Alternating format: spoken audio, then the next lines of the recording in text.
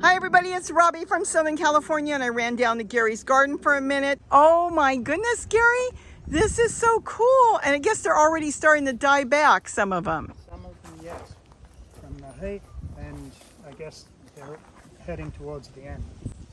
So let's walk all the way to the end and work our way back. Look at this, and you can show us what's here.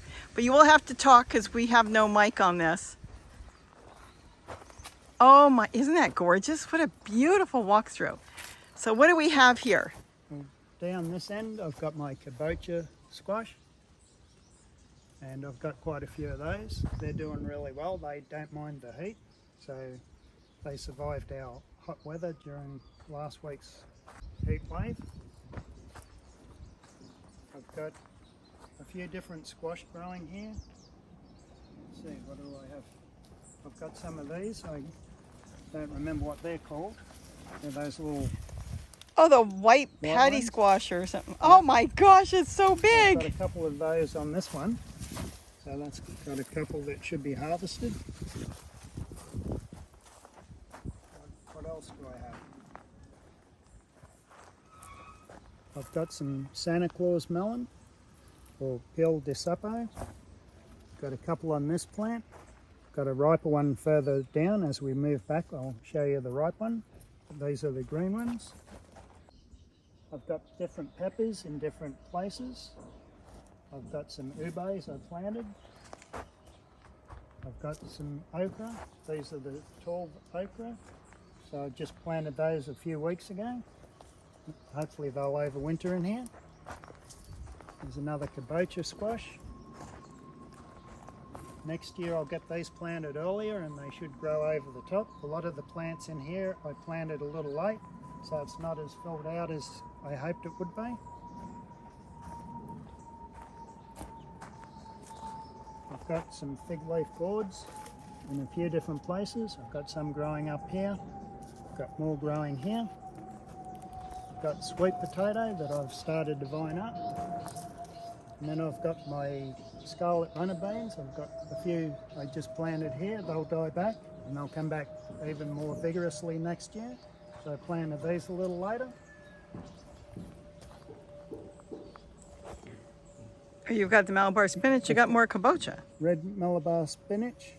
I've got more kabocha squash here. I just have to make sure it doesn't get caught between the gaps in the remesh.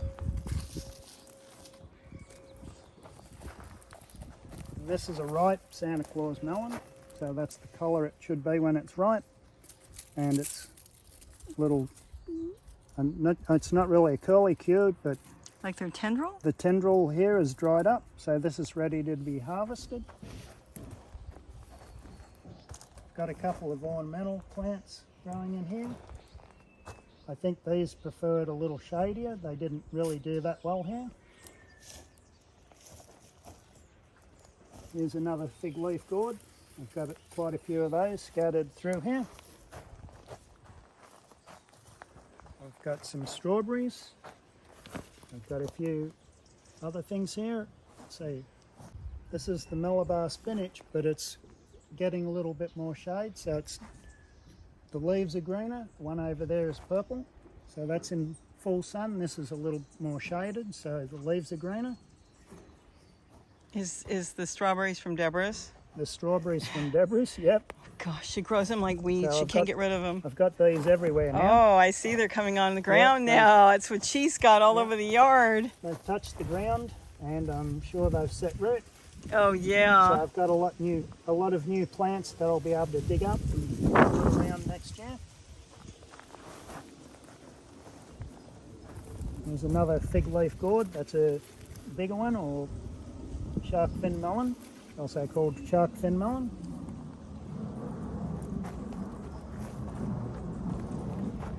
I think that was a watermelon. Actually, yeah, you're right. That's a watermelon. It looks like the Okay. fig leaf gourd. Yep, And you're I right. wish they That's a taste, watermelon. wish they taste like watermelon. I stand corrected. I've got two watermelon here. One there and one there from this one plant.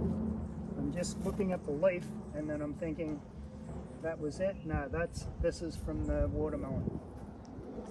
I've got purslane. This comes up all over the place.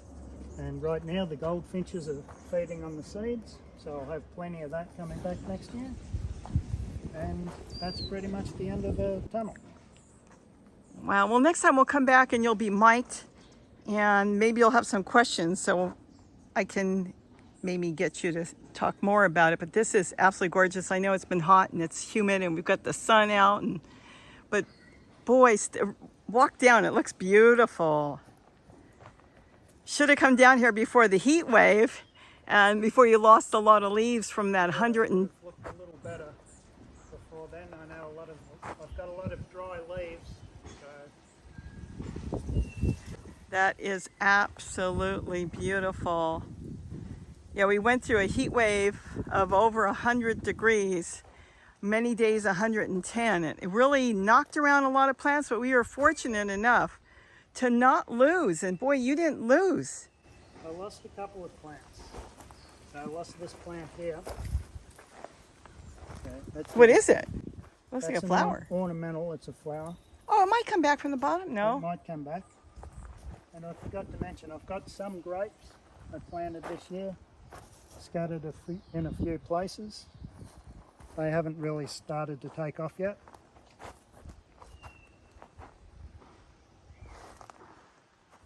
Beautiful. Boy.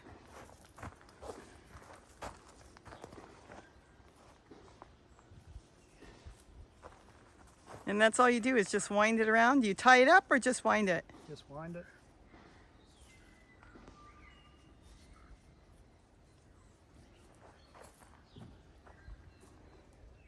And all the totes are 18-gallon totes in here, and nothing is growing in the ground. Everything is just in totes?